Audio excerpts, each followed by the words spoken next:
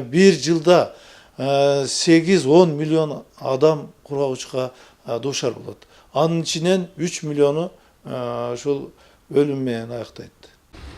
Жалал-Абад шаарында кургагучук оорусу менен катталгандардын көпчүлүгү пенсионерлер менен 18 жаштан 30 жашка чейинкилер. Алардын арасынан студенттер басымдуулук кылат. Анын бирден бир себеби ушул жаштагылардын иммунитетинин начардыгы. Бардык эле адамдар ооруп кала бербейт. Организми начар болсо, иммунитети төмөнкү деңгээлде болсо, жакшы тамактанбаган ушул кишилер ооруп калышат. Бирок оорунун алдын алуу ар бир адамга өтө зарыл деп эсептейбиз. Шаар аймагында атасы баласына жуктуруу алган факты да катталган. Ал аба аркылуу тез жуккандыктан ар бир адам бул илдет жана андан сактануу жолдорун жакшы билүүгө тийиш. Мисалы ошол оорулууга үйүндө жашай турган, иче турган тамагы бар, шарты бар.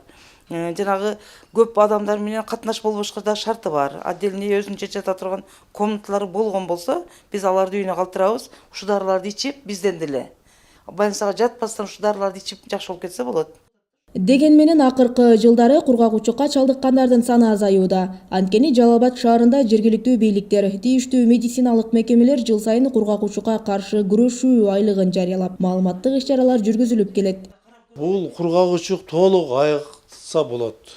Ошон үчүн өз маалында келип кайрылып, өз маалында дарыланган болсо, бул сөзсүз айыга турган оору.